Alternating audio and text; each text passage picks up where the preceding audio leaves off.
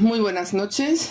Es una alegría, como siempre, estar compartiendo estos momentos con los compañeros del Centro de Estudios Espíritas Sin Fronteras y en estas primeras semanas del año transmitir a todos los mejores deseos de paz y progreso.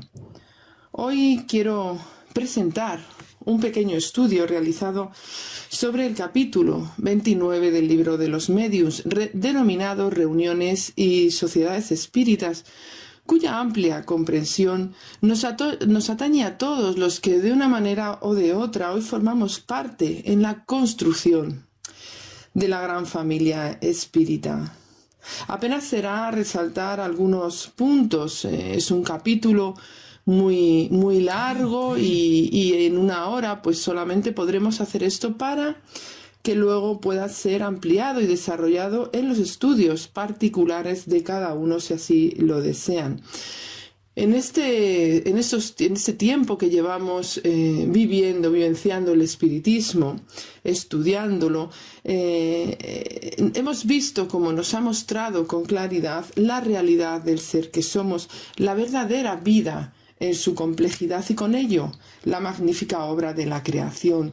Todos nosotros estamos ya siendo llamados a la tarea en el proceso de regeneración del globo que nos acogen, sabiendo que ésta va a requerir de nuestro propio esfuerzo en superarnos y en crecer como espíritus.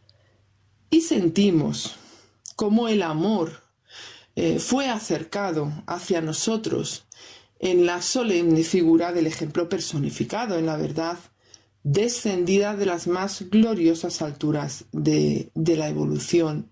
Mas también sabemos que la tarea de los grandes nombres que la humanidad ha conocido ha sido ardua, así nos lo transmite la historia, así vemos estos ejemplos que han pasado por verdaderas dificultades, ¿no? Y lo han hecho con el fin de ayudarnos a tomar los pasos del sublime peregrino, tal como nos expresa León Denis en su libro En lo invisible.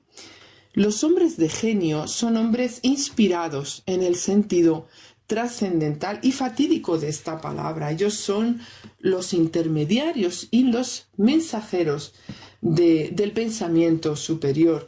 Y nos dice que su misión es necesaria, porque es por medio de ellos que conversa Dios con el mundo. Es por medio de ellos que llama así a la humanidad. Y las obras que nos han dejado son como fanales que enciende para alumbrar el largo camino de los siglos.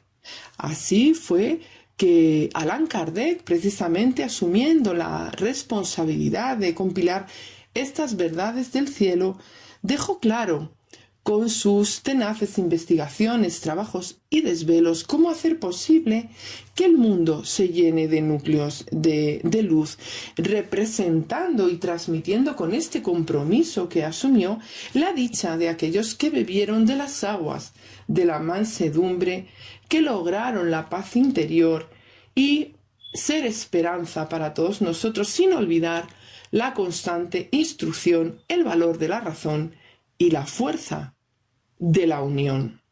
Hoy reflexionamos sobre este capítulo que precisamente nos va a introducir en la realización de reuniones espíritas responsables y la constitución de sociedades unidas y armonizadas en la correcta vía de la renovación del pensamiento humano.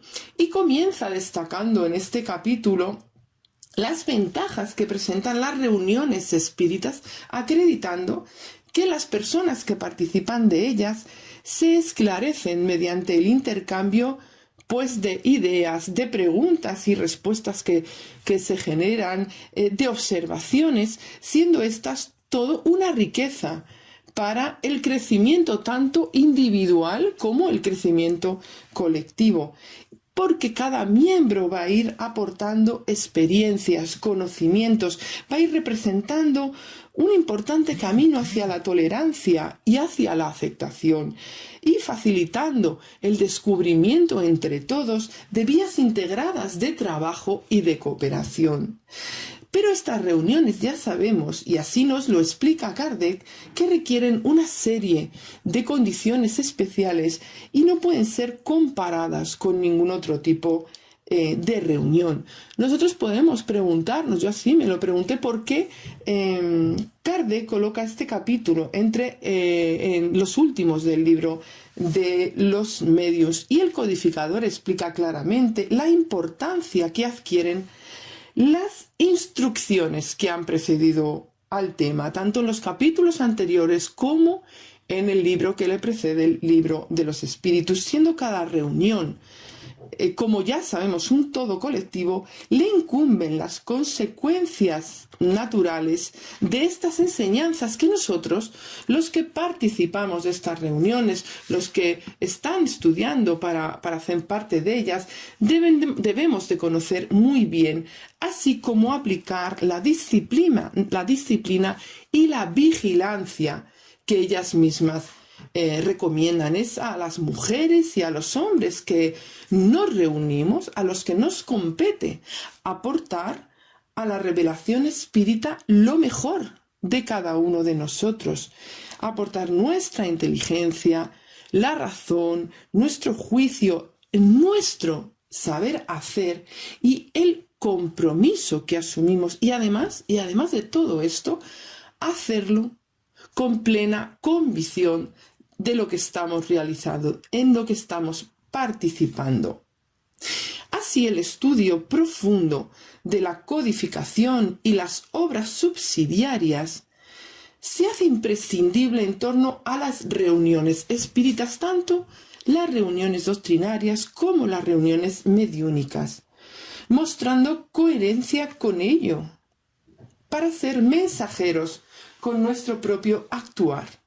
Porque miren, no cabe una reunión sin esta coherencia, no cabe una reunión sin estudio y muchísimo menos sin dirección moral. Y vamos a tomar como consejo el ofrecido por Emmanuel en el libro Estudie y Viva, donde se nos sugiere que estudiemos a Allan Kardec a la claridad del mensaje de Jesucristo, y sea en el ejemplo o en la actitud, en la acción o en la palabra, recordemos siempre que el espiritismo nos solicita una especie permanente de caridad, la caridad de su propia divulgación. Es dentro de estas reuniones que nosotros vamos viendo cómo se crean y estrechan verdaderos lazos de fraternidad, de unión entre ambos mundos, y se producen preciosas labores en una siembra que con el tiempo estemos seguros que va a dar buenos frutos, extendiendo más el mensaje reformador, pero siempre desde la moderación y la responsabilidad que hemos adquirido con la doctrina del amor. Viana de Carvalho, en el libro Actualidad del Pensamiento Espírita, nos expresa elevada significación, diciéndonos y advirtiéndonos que el espiritismo no debe de competir ni se propone a campeonatos de glorificaciones terrenas. Pero es cierto que tiene un mensaje noble a ofrecer y cumple a los espíritas el deber de proponerlo, de invitar a todo el mundo, a todas las personas, aquella que es lúcida o sufrida, como él expresa, a la persona que tiene más o menos cultura, limitada o menos limitada en conocimientos, siempre ofrecerle a tener opción para discernir y examinar. Y también nos dice que sin la preocupación, ni mucho menos la presunción de salvar al mundo o a las personas, nos cabe a los espíritas la actitud de contribuir para que la humanidad a la que pertenecemos sea mejor y más justa. Y la divulgación de la doctrina, así como esa conducta moral en ella basada y fundamental, son los medios hábiles y sabios para tal cometido. Por lo tanto, debe de ser empleado todo nuestro esfuerzo, todo lo que contribuya a la edificación del ser humano, particularmente mediante la iluminación de las conciencias a través de esta doctrina consoladora del espiritismo. Con lo cual son estudio, práctica, vigilancia, perseverancia, reflexión y fe partes fundamentales para esta iluminación. Y con respecto al estudio que hoy presentamos, consulté el capítulo 7 del libro Síntesis Doctrinal y Práctica del Espiritismo de León Denis, donde, a partir de la pregunta 106, leemos al respecto respuestas sencillas y claras que resumen perfectamente la práctica vivencial espírita en el marco de este compromiso, actuación que hemos asumido con la doctrina de los espíritus. Y nos dice la pregunta 106, ¿qué es practicar el espiritismo? Y contesta, sintetizando, practicar el espiritismo es 1. Invocar los espíritus y ponerse en relación con el mundo invisible. 2.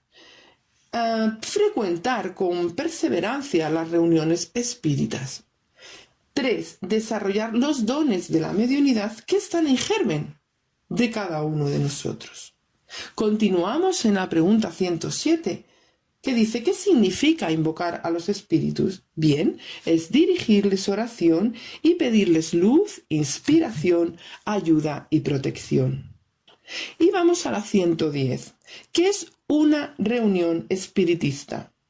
Y contesta, es un grupo compuesto de varias personas unidas por la comunión de pensamientos, la afinidad de los fluidos y el acuerdo de las voluntades.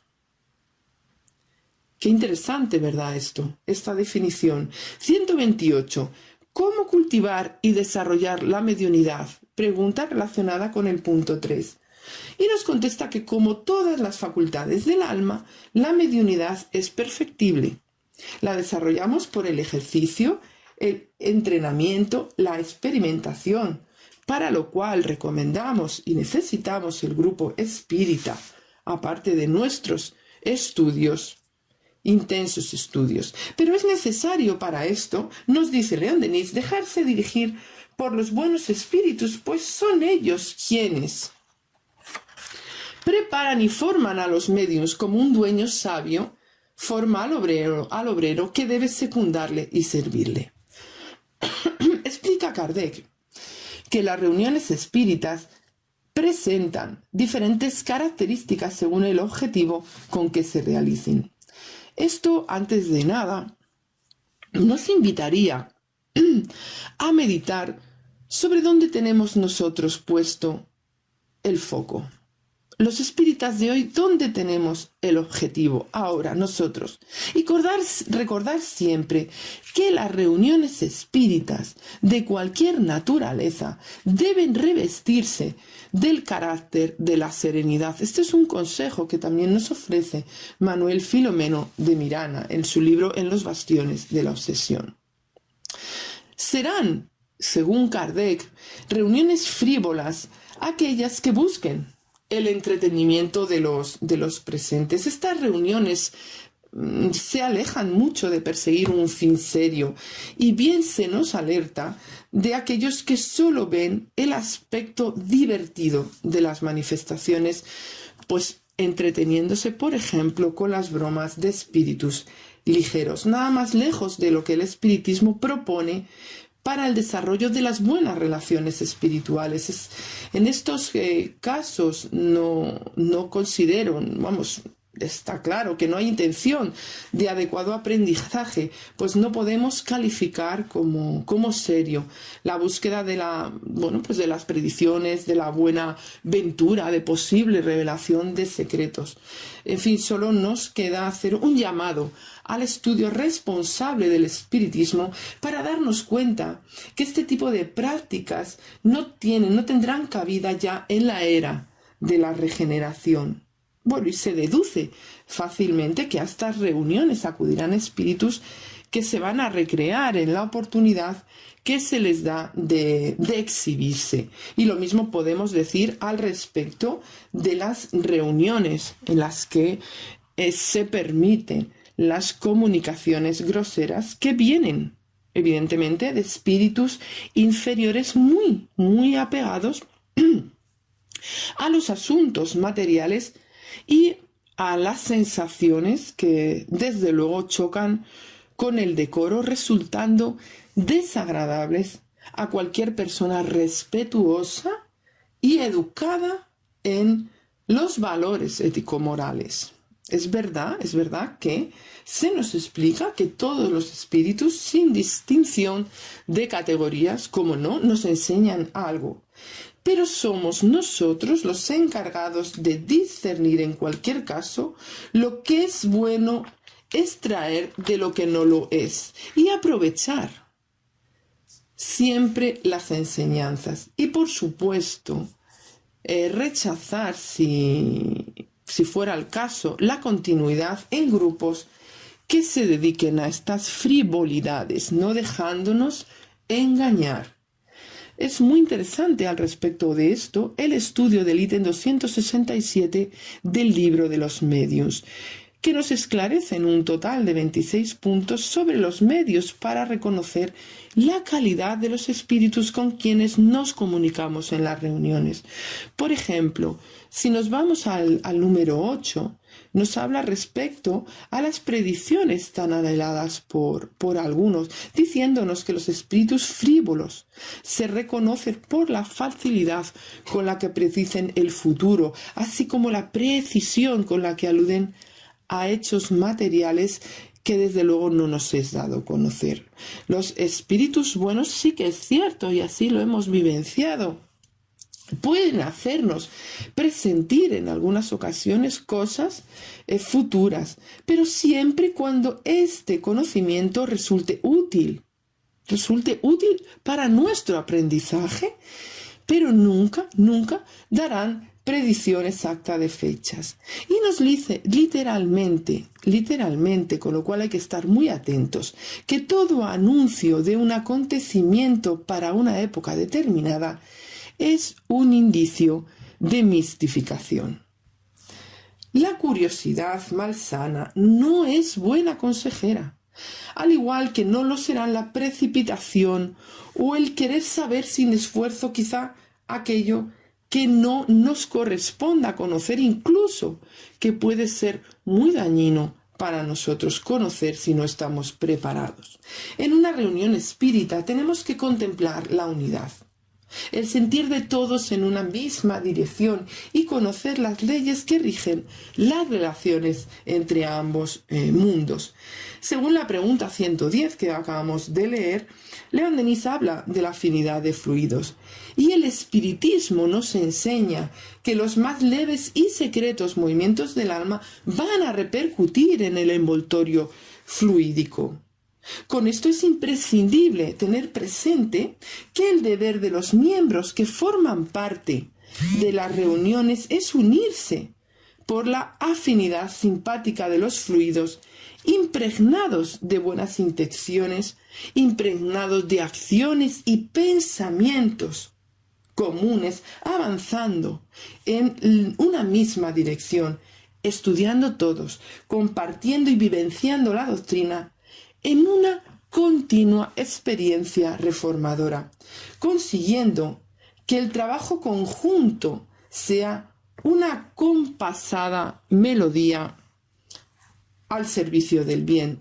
La frivolidad, entonces, queridos amigos, no hace parte de la reforma. Descartemos todo lo que se relacione con ella. Ya estamos en condiciones de hacerlo. También refiere León Denis a la comunicación de pensamientos. Precisamos, tal como nos recuerda Emmanuel en Derrotero, en su libro Derrotero, ampliar la comprensión sobre los pensamientos. Saber que estos son fuerzas, son imágenes, objetos, creaciones visibles e incluso tangibles en el campo espiritual. Porque los espíritus leen en nosotros con una impresionante precisión. Estamos continuamente proyectando y sabemos que atraemos compañías y recursos de conformidad con la naturaleza de nuestras ideas, con la naturaleza de nuestras aspiraciones, de nuestros llamados, de todo aquello que de alguna manera se convierte en invocación para nosotros.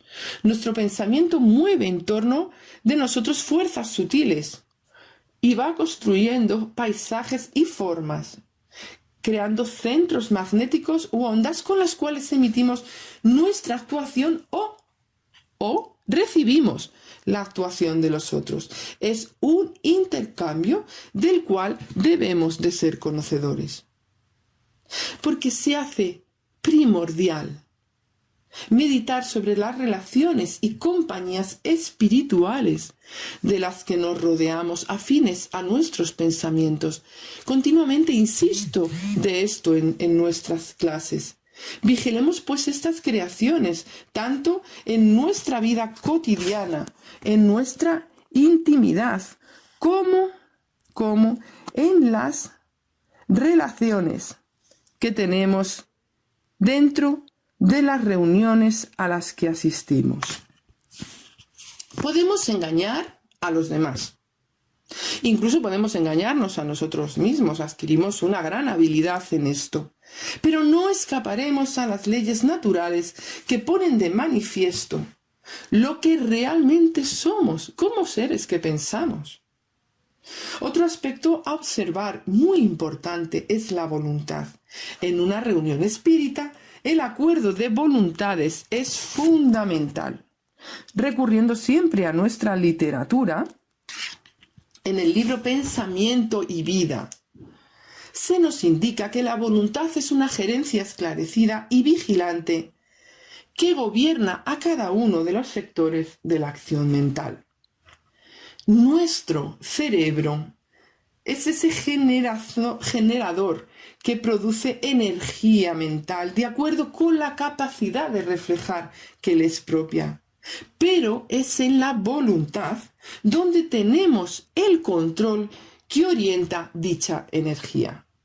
Vamos a ver si los miembros del grupo se unen por el trabajo, por el amor que sienten hacia ese trabajo, por la convicción de poder hacer las cosas, superando juntos los obstáculos que segurísimo, se van a presentar y se mantienen en absoluta sintonía, en una adecuada sintonía, siendo sus voluntades una sola con respecto al servicio que realizan en las reuniones, pues estemos seguros que llegarán a realizaciones muy productivas, marcando así el buen rumbo que la complejidad de la práctica espírita pide. Nuestra querida Amalia Domingo Soler reflexiona en uno de sus relatos sobre otro aspecto importantísimo, la constancia, y dice algo muy interesante que hemos podido observar especialmente desde los centros espíritas. Y nos dice en ese lenguaje tan precioso y particular que ella tenía, que el comenzar el bien de todos es, mas perseverar en el bien es de pocos. Qué gran verdad. Cuando una nueva idea se presenta en el mundo, muchos se asocian a ella por mera curiosidad, por el interés momentáneo de la novedad del minuto. Y nos dice, la fiebre del entusiasmo es flor de un día. Por la mañana abre su corola y por la tarde se inclina marchita, sin que el rocío del estudio logre darle vida. ¿Cuántos nobles pensamientos mueren al nacer por esa tendencia que tenemos a la volubilidad? ¿Cuántos propósitos de regeneración se quedan en proyecto porque obedecemos a la ley de la inconsciencia? Ley creada por nosotros, por el hombre, porque éste, nos dice en su libre albedrío, crea la sinrazón de las cosas, y la inconstancia está en oposición de las leyes eternas de la creación. Así, para respetar y actuar de acuerdo con las leyes, afirmaremos que la constancia, la perseverancia, el autoconocimiento, la autorreforma que precisa de todo esto anterior, llevarán a la realización de reuniones enriquecedoras para el alma. Volvamos a los tipos de reuniones. Kardec nos habla de las reuniones experimentales, teniendo estas por objetivo principalmente la producción de manifestaciones físicas. Para muchas personas se trató en su momento como algo que llamaba la atención a modo de espectáculo. Bueno, conocemos todos estos espectáculos en el siglo XIX. Sin embargo, para aquel que estudió concienzudamente, pues pudo llegar a comprender con la observación adecuada los mecanismos de las manifestaciones que se producían. Esto tuvo su tiempo necesario para el periodo inicial del espiritismo.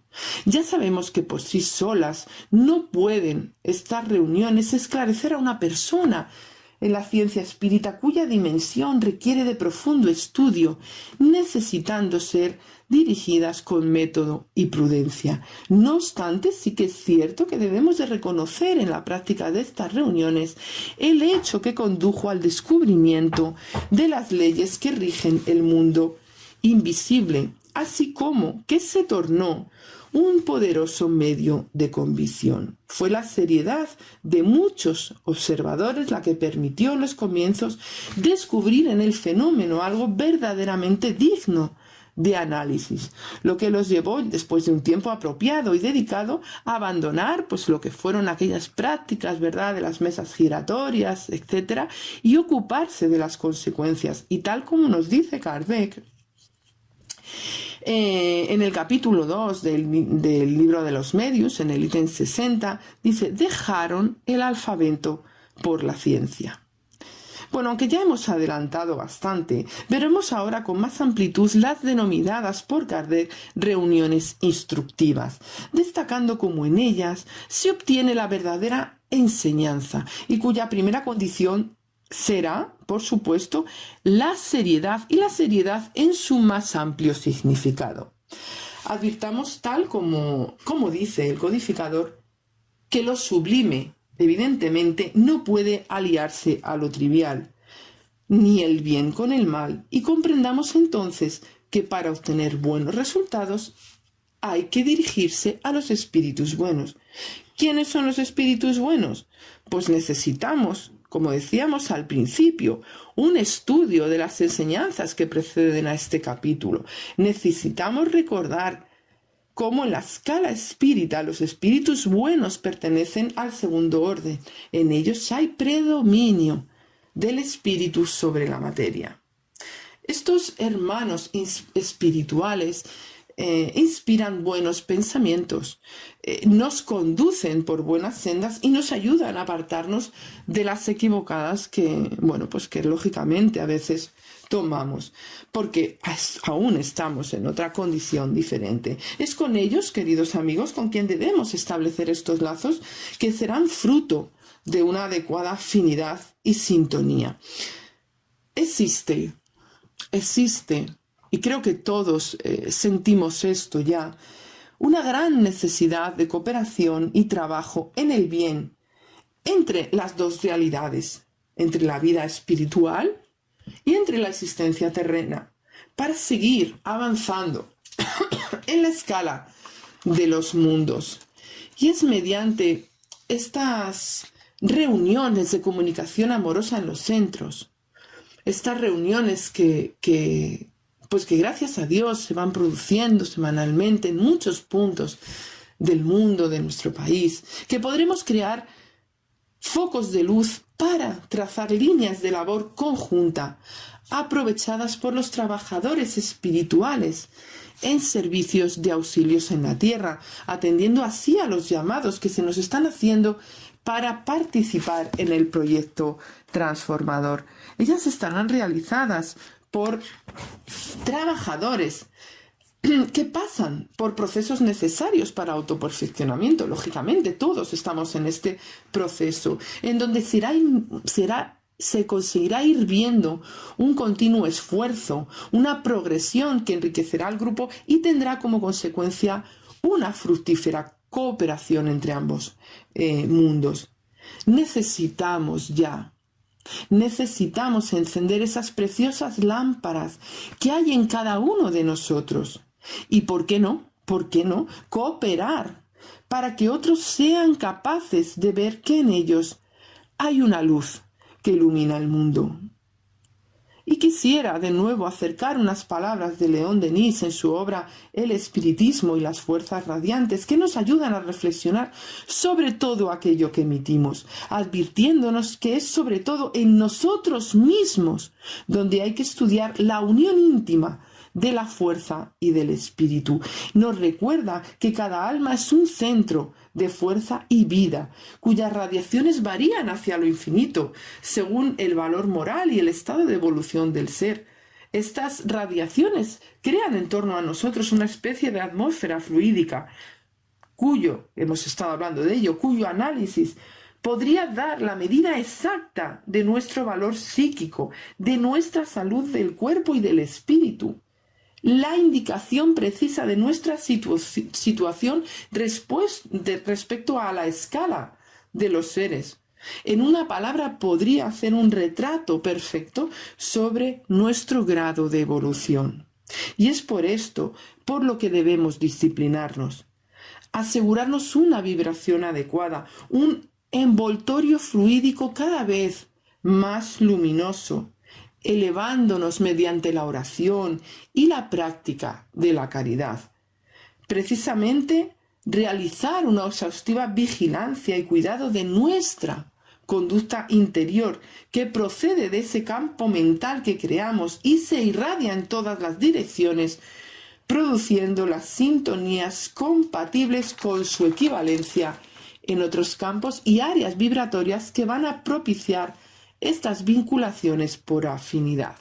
Si nuestro comportamiento es moderado, es responsable, dedicando al estudio la máxima atención y reforzándonos moralmente a diario, podremos estar seguros de que los espíritus serios estarán con nosotros y las comunicaciones que obtendremos propiciarán el aprendizaje y el crecimiento del grupo.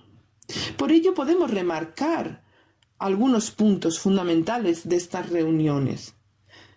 Primero, objetivo individual y colectivo que deberán tener el carácter de la instrucción seria y la reforma moral, con base en el Evangelio de Jesús, evidentemente.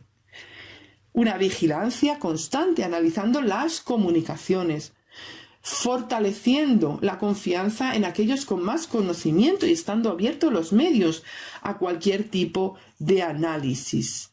Contemplar de manera exhaustiva la influencia del ambiente, que es tratado este tema en el ítem 231 de este libro de los medios, porque cada trabajador va a comparecer a la reunión acompañado de los espíritus que sintonizan con él, con lo cual tendremos que tener en cuenta todo esto de lo que hemos estado hablando. De acuerdo con la cantidad y la naturaleza, van a ejercer evidentemente una influencia sobre la reunión, buena o mala, depende. Nos aclara Allan Kardec que una reunión perfecta sería aquella en la que todos sus miembros, animados por idéntico amor al bien, estuvieran acompañados exclusivamente por espíritus buenos, aunque a falta de la perfección que aún no hemos alcanzado, pues nuestros esfuerzos deberán dirigirse a actuar en el bien, aprender a amarlo y con ello tomar el servicio como esa ruta de vida.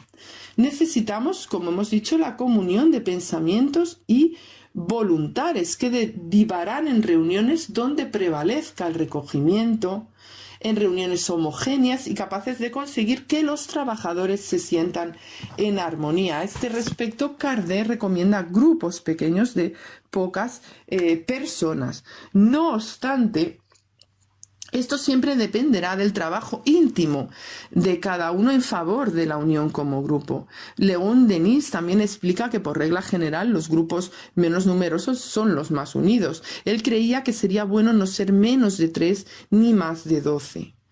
Contemplemos la constancia, aquella de la que nos hablaba Amalia, la asiduidad, la regularidad en las reuniones, estableciendo esos días y horas que deben de ser respetados, porque los espíritus tienen sus propias ocupaciones y son disciplinados. Es necesario priorizar esto.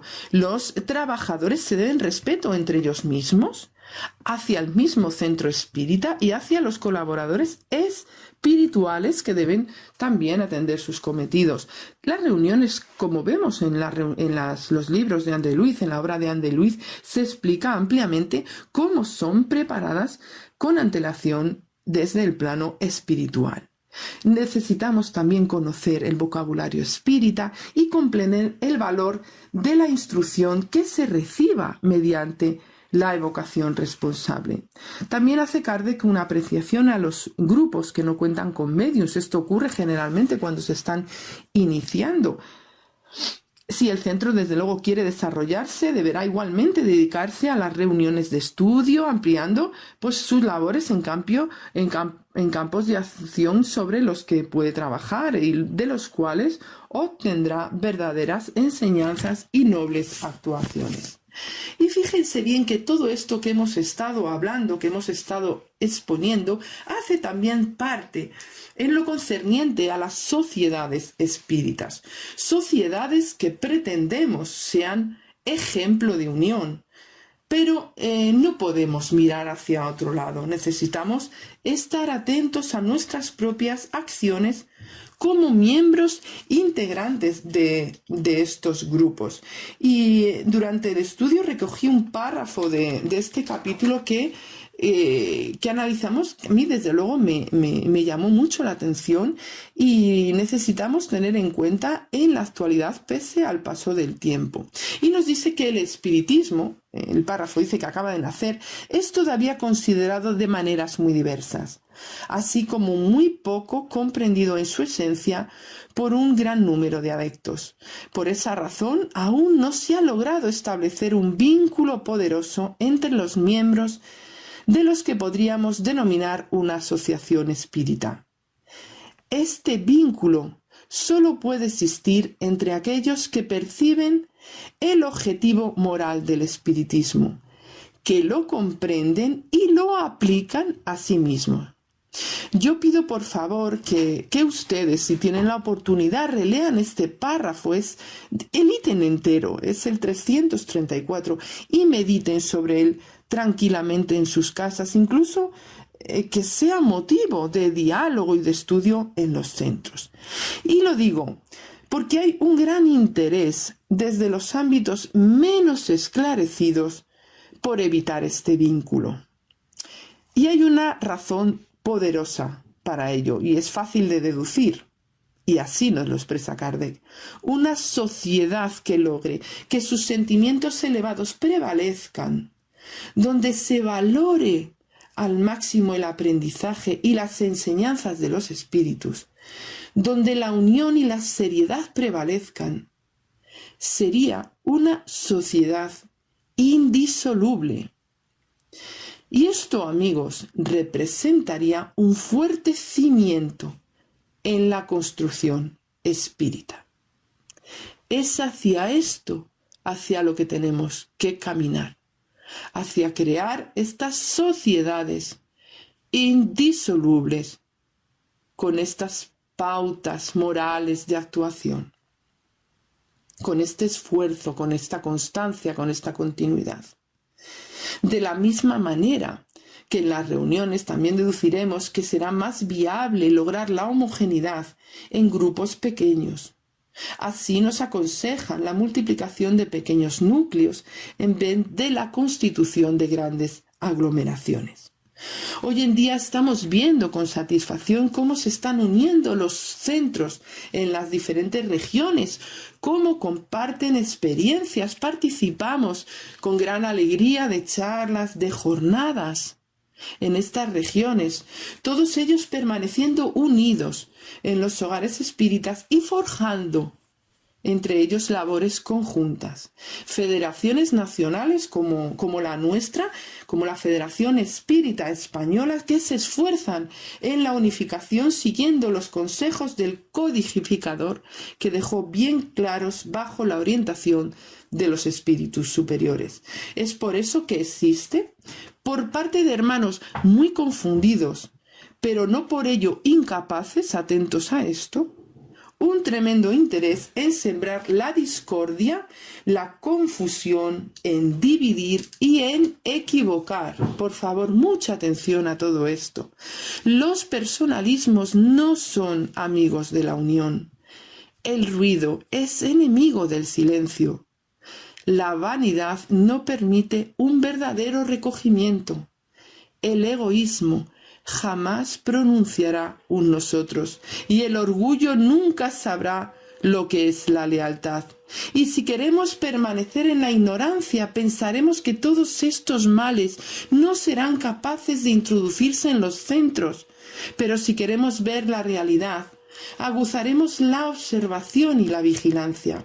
El espiritismo, tal como se nos dice en el ítem 336 de este capítulo, tiene enemigos interesados en impedir su avance, y sus triunfos le causan irritaciones.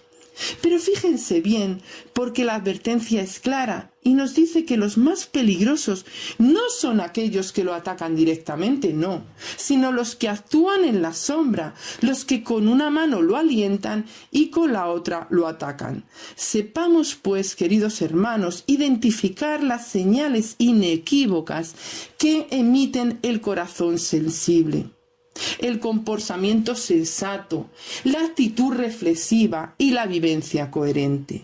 Traemos aquí una interesante clasificación que vamos a ver en la pantalla. Vamos a retroceder al ítem 28 del libro de los medios en cuanto al método, donde se hace una clasificación sobre los que se han convencido a través del estudio directo del espiritismo. Kardec denomina espíritas experimentadores aquellos que creen pura y simplemente en las manifestaciones, siendo el espiritismo para ellos una ciencia de observación, una serie de hechos relativamente curiosos. También estarían los que van más allá y comprenden su aspecto filosófico. ¿Qué ocurre con ellos? Ellos admiran la moral que de él se deriva, pero no la practican. A estos que consideran la caridad cristiana como una hermosa máxima, solo una hermosa máxima, los ya denomina Allan Kardec espíritas imperfectos. Son para él los verdaderos espíritas o espíritas cristianos, y así lo denomina, los que practican esta moral y aceptan todas sus consecuencias. Se esfuerzan por hacer el bien y reprimir sus malas inclinaciones.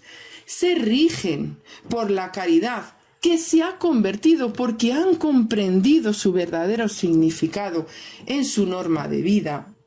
Mas fíjense bien, porque aquí vamos a ver otra clasificación, otra variedad, que vamos a identificar sin mucha dificultad.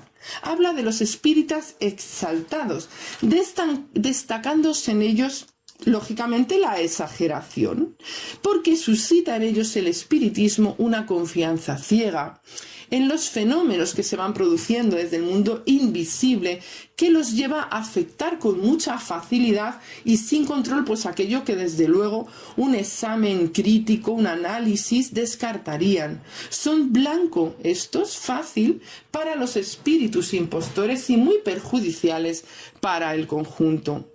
En estas explicaciones que hemos estado viendo encontramos una ayuda para la observancia dentro de las normas y comportamientos que deben imperar en el centro, y recojo una frase que para mí es muy significativa en cuanto al compromiso de los asistentes, y nos dice que los hombres de bien, me ha llamado mucho la atención esta frase cuando la leí, ¿no?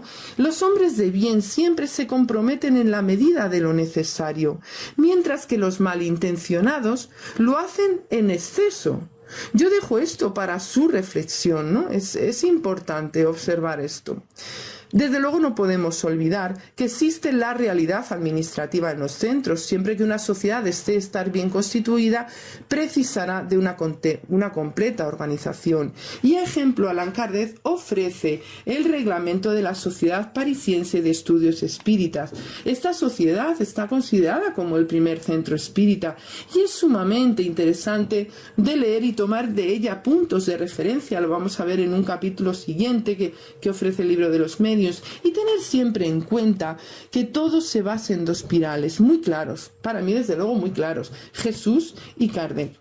Necesitamos recordar que de la misma manera que hay espíritus protectores de las colectividades, para las sociedades, grupos, también los hay empeñados en destruirlos y se alían para ello atacando primero a los más débiles, yendo sutilmente a por el conjunto, actuando desde las más sigilosas tácticas, perturbando la armonía, mal influenciando pues a los médiums y al centro entero, implantando desgraciadamente, si no se está vigilante, la obsesión colectiva. Nadie piensa, vamos, se lo aseguro, que pueda pasar esto en su centro espírita, y es un gran error porque bajará la guardia. Solamente con un estudio, una concienciación, vamos a llegar a tener esto en cuenta. Con lo cual, no dejemos nunca de aplicar los dos medios que serán verdadera protección si son administrados correctamente: la plegaria hecha desde el corazón y el estudio atento a los mínimos signos que revelen la presencia de espíritus embusteros. Si ocurre que alguno de los miembros es víctima de obsesión en nuestro centro, volquémonos en su ayuda y recordemos los consejos que nos ofrece la doctrina espírita. Fíjense, otro aspecto muy importante a resaltar y que no quiero que se me pase en el día de hoy es la rivalidad entre sociedades. Asunto que fue analizado también por Kardec. Todos nosotros debemos concurrir al objetivo común. ¿Cuál es? La investigación y la propagación de la verdad. Cada sociedad, cada grupo tiene un carácter diferente, una identidad propia que le define. Esto es así. Hay personas que llegan al centro y enseguida notan que están en armonía con ese centro, que sienten como que se sienten a gusto. Hay otras que luego se van y van encontrando, porque su carácter es más afín a determinado centro. Entre todos estamos en el espiritismo, pero cada uno nos sentimos mejor con un determinado grupo. Las rivalidades que se producen son efecto del orgullo y proporcionan a los detractores elementos de acción que perjudican a la causa espírita. No dudemos que la autoaplicación de nobles enseñanzas será efectivamente el infalible criterio para reconocer aquellas que están en el mejor camino, y éstas pasan por tener muestras de respeto, de humildad, que invitan al recogimiento, a la tolerancia, la modestia, la sencillez. Porque hoy nosotros somos los que operamos de este lado de la vida. Es nuestro compromiso con la doctrina del amor. Es nuestro el deber de estudiar, el deber de divulgar, de continuar con la máxima seriedad la labor del codificador. Es nuestra la responsabilidad de seguir los pasos del Maestro Jesús, que según sus enseñanzas, su amor, llegó cumpliendo la promesa y envió el mayor de los consuelos, que es el espiritismo. Somos nosotros los que hoy debemos abrir esos caminos de luz para la fundamental cooperación de ambos mundos en la tarea de la regeneración. Y es desde los centros espíritas, en las reuniones que realicemos dentro de las sociedades, que haremos parte del gran cambio. no dejándonos llevar por distracciones ni aspiraciones lejanas al crecimiento moral. Recuerdo que volví a leer el libro de Manuel Filomeno de Miranda, Transición Planetaria, y me impactó un discurso de notable benefactor que, rememorando nuestro historial evolutivo, apuntando cómo hemos ido degenerando el mensaje de Jesús, incluyendo a nosotros, a los discípulos del Consolador, pregunta: ¿cómo han estado comportándose? ¿Cómo hemos estado comportándonos los espíritas? ¿Acaso dice, dejaron de existir las alarmantes diferencias y los divisionismos lamentables a través de las corrientes que se hacen adeptas de X, Y o Z, en detrimento de la codificación kardeciana en la que todos bebemos el conocimiento libertador? Se hace urgente para todos nosotros una revisión y reconducción de nuestros comportamientos. Miremos hacia el interior de nosotros mismos y veamos si con este análisis encontramos un verdadero espírita. Hoy nosotros, desde nuestros centros, somos esas casas, estos lugares donde el acogimiento y el consuelo serán nuestros más sinceros y sentidos tributos de amor al Padre. Allan Kardec invita a los centros a visitarse y transmitirse sus experiencias y observaciones para llegar a formar el núcleo de la gran familia espiritista, aquel que nombramos al principio, que un día fusionará todas las opiniones y unirá a los hombres en un mismo sentimiento de fraternidad, sellado por la caridad cristiana. Jesús, el Maestro al que seguimos, inevitablemente está en la codificación, debe de estar presidiendo nuestros centros y sobre todo y por encima de todo, siendo el faro que ilumina nuestras vidas, porque Él, como arquetipo para la humanidad, como así nos explica Kardec perfectamente, representa el saber de la ciencia, de la filosofía y de la moral que recoge la doctrina espírita. Hoy el espiritismo pide a los espíritas que se unan. Las voces de nuestros predecesores que tanto lucharon nos piden que perseveremos, que seamos fieles a los que nos fue legado. Así pues, sigamos trabajando desde los centros, desde esas reuniones responsables que realicemos. Sigamos trabajando por la unión y la construcción de esas sociedades sólidas, cimientos imbatibles que formen toda esta construcción grande del espiritismo. Voy a terminar con un mensaje de San Luis, que como bien saben ustedes fue el guía espiritual de la Sociedad Parisiense de Estudios Espíritas. Y él dice: amigos míos, creyentes fieles, siempre me hace dichoso poder guiaros por el camino del bien. Es esta una grata misión que Dios me encomienda y en la cual me siento honrado, porque ser útil es siempre una recompensa. Que el espíritu de la caridad os reúna, tanto de la caridad que da como de la que ama. Mostraos pacientes contra las injurias de vuestros detractores. Permanecer fieles en el bien y sobre todo humildes ante Dios, porque sólo la humildad eleva. Esa es la única grandeza que Dios reconoce.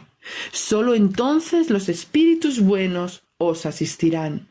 De lo contrario, los del mal se apoderarán de vuestra alma. Benditos seáis en el nombre del Creador y creceréis ante los hombres al mismo tiempo que lo hacéis para Dios. Y con esta lectura quiero desearles buenas noches a todos. Gracias de corazón por escucharme un día más y, ¿por qué no?, hacer el propósito en este nuevo año y sigamos creciendo y construyendo juntos bajo la égida de la luz resplandeciente que nos guía.